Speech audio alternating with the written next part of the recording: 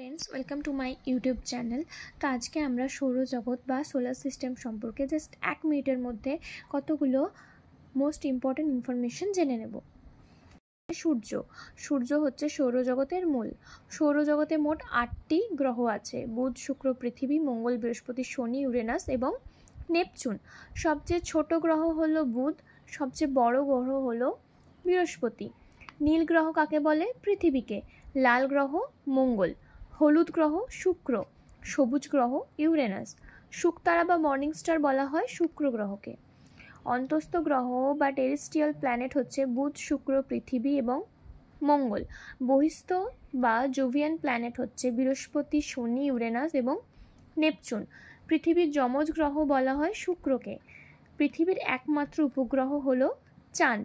Jovian twins বলা হয় Uranus ও নেপচুনকে। সৌরজগতের সবচেয়ে বড় উপগ্রহ হলো গ্যানিমিড। সবচেয়ে উষ্ণতম গ্রহ হলো শুক্র। সবচেয়ে শীতলতম গ্রহ হলো নেপচুন এবং পূর্ব থেকে পশ্চিমে আবর্তন করে শুক্র এবং ইউরেনাস।